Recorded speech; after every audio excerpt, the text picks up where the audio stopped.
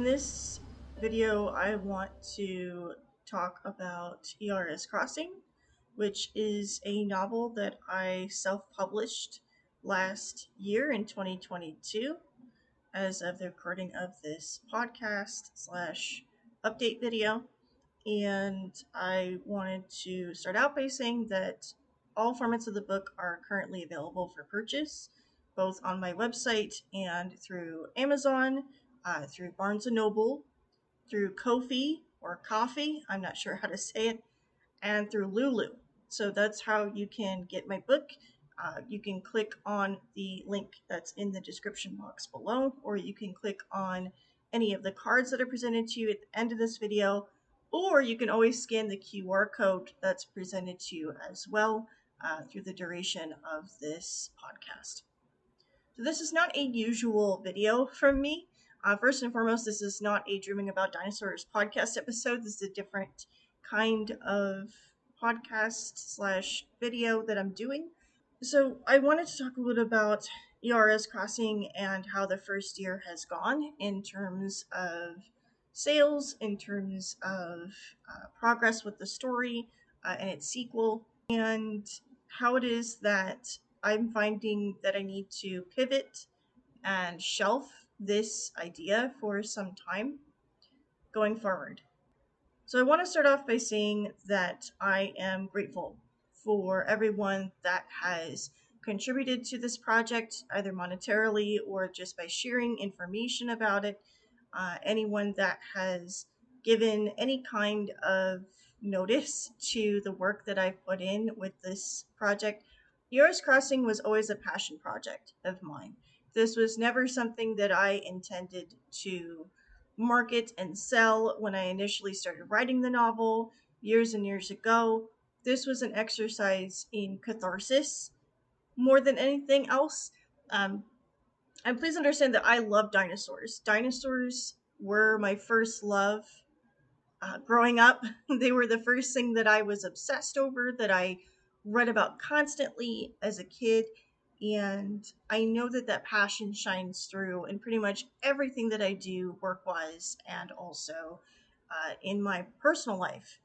And at the same time, I find that this book, it was finished during a difficult period in my life, and I'm still facing a lot of personal struggle.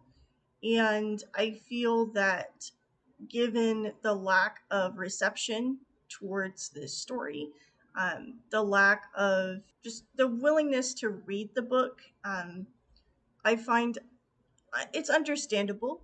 I understand that not everyone has the financial means to support artists and authors at this time. I know that the economy is in the dumpster bin. It has been for about 4 years now, and I completely understand. And like I said, this project was a passion project of mine. This was never something that I intended to make millions of dollars off of. This story of mine was just a story that I wrote from the heart.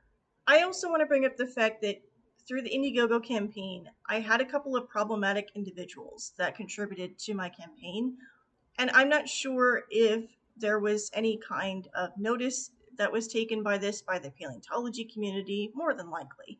And unfortunately, it's one of those things where I cannot control who contributes to my Indiegogo campaign when it starts. I can't refund the money.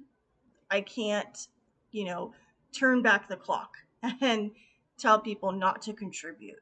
The only thing I can do is move forward and know that this is something that could potentially happen in the future, where unsavory individuals could contribute to what it is that I'm doing, and or the public could perceive certain individuals as contributors, as bad people, and that I, by allowing those contributions, and by proxy, a bad person. I want to clarify right now in this podcast that I personally am no longer associated with either of those individuals in question. I will not mention their names here. Not only am I no longer associated with those individuals, but I also do not support any hateful or racist viewpoints. I wanted to clarify that here. And this is the maximum amount of drama that I'm going to be introducing into this podcast or video series or whatever it's called. That I've also distanced myself considerably from the paleontology community and the paleo art community because I feel that my life is currently taking a different direction. And I think that's okay. I think it's okay to acknowledge that our career paths, they start out a certain way. I think that when I was young, I had stars in my eyes when it came to studying dinosaurs and biology and understanding the way that life and Earth system operates has always fascinated me.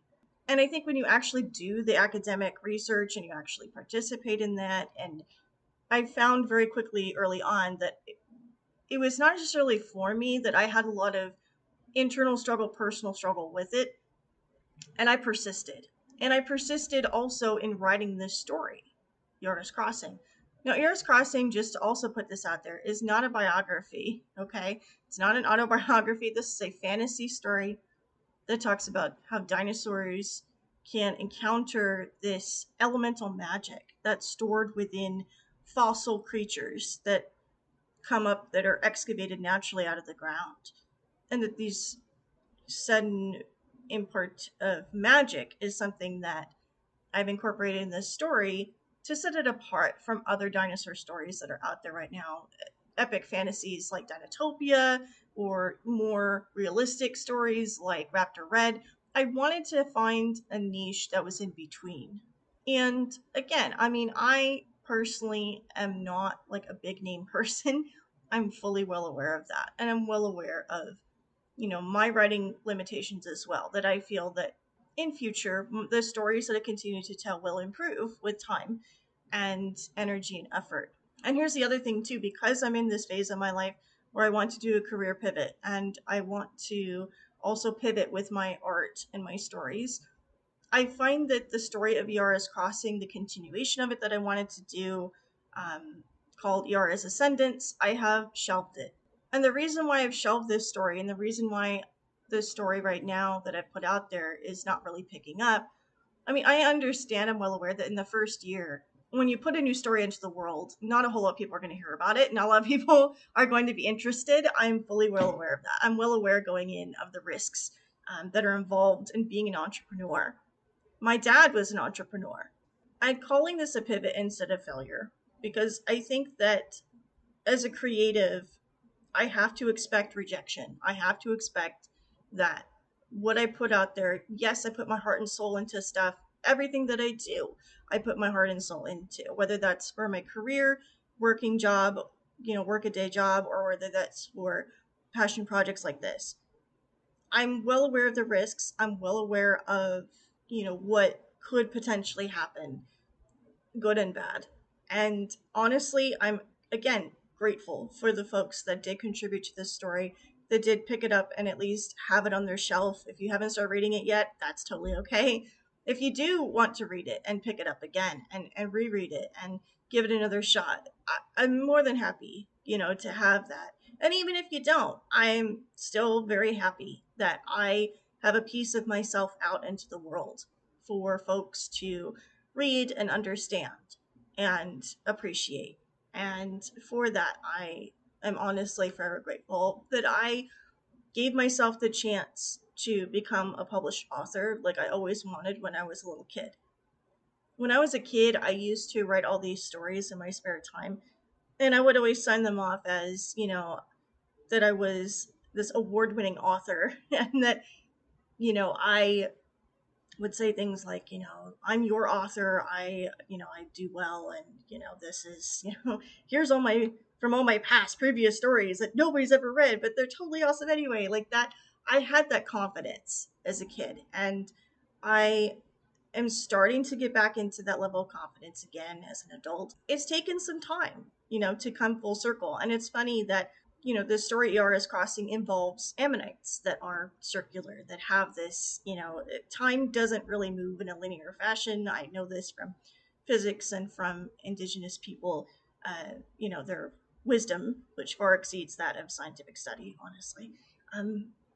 That, time does not progress in a linear fashion, and neither does success. I feel that this is an excellent way for me to move forward, to understand how I can do better in the future with the stories that I tell, and how I market and sell those, and what my audience is. I think a big part of the reason why this story hasn't really taken off too is because my audience has decreased drastically since the time that I was on Twitter. I had left Twitter, I believe, last year, the year before. I don't know. I left a couple years ago. Um, and since leaving that platform, among several other social media platforms, again, that I won't name, I left several social media platforms. I backed away from a lot of social media, except for YouTube and Instagram. I think I got into Instagram because of the toy community, which I'll get into in a second. So I again am experiencing this change in my audience, this change in what I'm creating and presenting, and Iara's Crossing, while it definitely represents a time in my life that was full of challenge and full of pain and full of grief, I feel that this story, the time in that story has definitely come to a close in my life too, as a reflection on that in a dinosaur fantasy kind of way. And I think, moving forward, I definitely think the next story that I'm going to tell will be different because I've changed and I've grown as a person and I'm in this healing journey. And again, I'm sincerely thankful to everyone that has, picked up a copy of this book, contributed to this story, that has, read it over, that has bought enamel pins from me of my dinosaur characters, that has believed in me and the work that I do for myself as much as the work that I do for other organizations and institutions. I mean, I think Iara's Crossing, the first year, has been it's been a lot of ups and downs, and I think that's to be expected with books. That's to be expected with any creative endeavor that you set out to do. And again, I mean, I honestly just couldn't be more thankful for everyone and everything that's happened so far. And I know that my journey is just beginning. I know that my healing journey is, beginning. I'm excited for the new year. I'm excited to see what, will unfold because I don't know. I have certain plans in place to travel. I have plans to explore more and put myself out there more. And I have plans to start making a new story and writing my own story. And I think starting over is going to be a big theme for me going forward. And that said, I think that my pivot is going to be definitely towards things on my channel, my YouTube channels that have a greater draw in terms of audience, and also, where my heart is right now. I think my heart right now is leaning towards My Little Pony. It's leaning towards Teenage Mutant Ninja Turtles. It's leaning towards toys and action figures and collecting these things and customizing these things. It's leaning towards things that I unfortunately have been made fun of for in the not so distant past. And that's a whole other story for another episode like this, if there's enough interest in listening to this. I think that Iara's Crossing, again, is something that right now it's out there in the world. You're welcome to pick it up and read it. But I think that right now, for the first year, I think it did okay. I think it did okay. I think it could have done better in many ways, in terms of sales. I think that it could have done better in terms of how I marketed the book. It's hard, I think, to be creative and to market and do. I'm basically doing everything myself. I'm editing the book myself. I'm, putting it out there on my own. I'm marketing it. I'm trying to sell it. I'm, made the enamel pins. I designed the website. With the help of Canva and Wix and Weebly, of course, but I pretty much did a lot of stuff. And the YouTube channel that I'm running and all that, it takes so much work and energy and time. And I think a lot of folks don't realize it.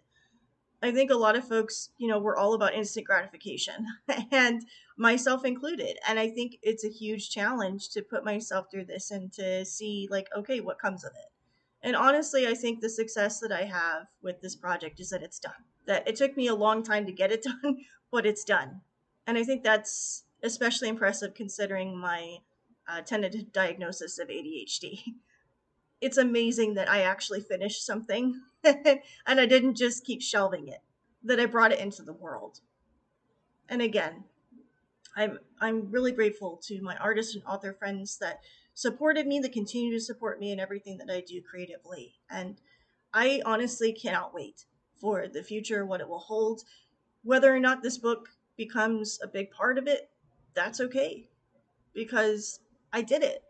I wrote Iara's story, I brought it out into the world, and now we'll see, where life takes me next. I'd like to thank you for listening to this podcast video. I don't know what to call this, but thank you for listening to me for the past few minutes here. And feel free to pick up a copy of Yara's Crossing. Again, it's available on my website. Click on the link in the description. You can scan the QR code that's going to be shown here at the very end of this video.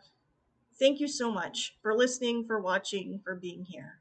And I look forward to making more original content in the future, more new content in the future, and more creative projects await. Thank you.